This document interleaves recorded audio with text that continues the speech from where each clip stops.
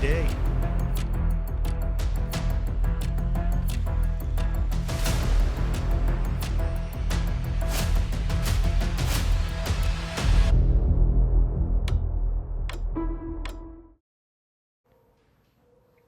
It's finally set to happen. No more secret phone calls, no more messenger diplomacy. Donald Trump is set to meet Vladimir Putin, their first ever meeting since Trump's first term. Also, the first presidential meet since the Ukraine war. It could happen as soon as next week. The announcement came from the Kremlin. They are working out some of the key details like the agenda, the location, and the optics. Listen in. Speaking about the Ukrainian matters, at the suggestion of the American side, an agreement was essentially reached to hold a bilateral meeting at the highest level in the coming days. That is, a meeting between President Vladimir Putin and President Donald Trump. Now, this is big news. The last US-Russia summit was in 2021. That's when Joe Biden met Putin in Switzerland. And then Russia invaded Ukraine, and ties plunged to rock bottom. When Trump came to office, he slowly revived it. First phone calls, then ministerial meetings, and now finally the big one, a sit-down between Trump and Putin. How exactly did both sides agree to this, and what are they hoping to achieve? Let's look at the build-up first. Trump had promised to end the war in 24 hours. When he couldn't, he began losing patience. He criticized Russian attacks. He gave weapons to Ukraine.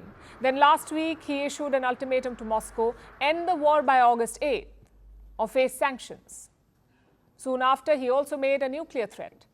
Trump announced that he was moving nuclear submarines near Russia. He was posturing before talks. Because this week, Trump dispatched his special envoy to Moscow, his man Friday, Steve Witkoff. This was Witkoff's fifth trip in 2025, fifth. Yesterday, he had a long meeting with Putin, reports say around 3 hours long. In this meeting, Witkoff made a proposal, a trilateral summit between Putin, Zelensky and Trump, but Putin rejected it. Afterwards, Trump made a statement in Washington. He said there was no breakthrough in Moscow. But he hinted at a meeting with Putin. What was the breakthrough today? Did Vladimir Putin make some kind of concession that he hasn't been willing to make before? I don't call it a breakthrough. I mean, we've been working on this a long time. There are thousands of young people dying, mostly soldiers, but also, missiles being hit into Kiev and other places. We had some very good talks with President Putin today, and there's a very good chance that we could be ending the end of that road. That road was long and continues to be long, but there's a good chance that there will be a meeting very soon.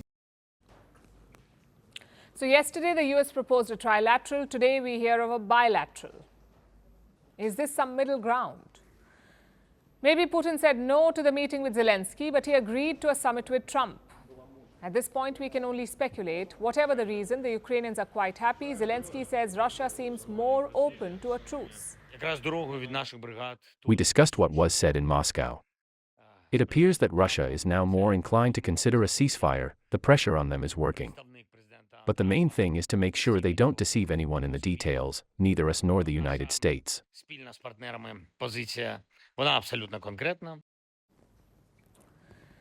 Now, two questions remain. Where will they meet and what will they discuss? In the past, such summits have happened in neutral countries. In 2018, Trump met Putin in Finland. Back then, Finland was a neutral country. But today, Finland is a part of NATO. In 2021, the meeting happened in Switzerland. The Swiss are still neutral, but they have imposed sanctions on Russia, which leaves the Gulf nations. All of them have close ties with both Russia and the US. In fact, the UAE's president is visiting Moscow as we speak. Putin suggested that his country could play host. Your aide said the meeting was likely to be held next week. But where? Could you at least hint at this place? We have a lot of friends that are ready to help us organize such an event. Here is one of our friends, the President of the United Arab Emirates. I think we will decide, but this could be one of the suitable venues. Another possibility is Turkey, or who knows, maybe it will be a wild card. What matters is not the location, what matters is the agenda. What will both men be looking to achieve? Trump will be betting on personally persuading Putin. He has spoken about it in the past. Trump feels that he must be at the table if the war is to end. Nothing's going to happen until Putin and I get together, okay? And obviously he wasn't going to go. He was going to go, but he thought I was going to go. He wasn't going if I wasn't there. And I don't believe anything's going to happen, whether you like it or not, until he and I get together. But we're going to have to get it solved because too many people are dying. Well, that is Trump's best case scenario. He convinces Putin to end the war. And what about the other side?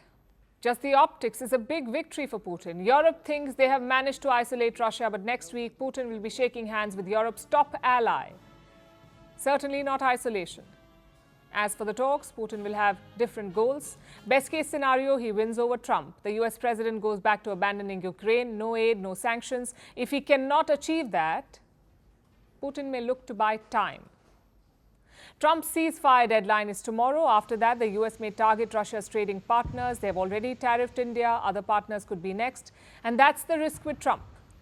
Putin knew that Joe Biden would never violate some red lines. It took him 2 years to allow Ukraine to strike deep inside Russia. But with Trump, there are no red lines. Whatever the outcome, these talks are a welcome move. Any step to end the war is good. Any step to keep communication lines open is also good. We'll be tracking this summit closely.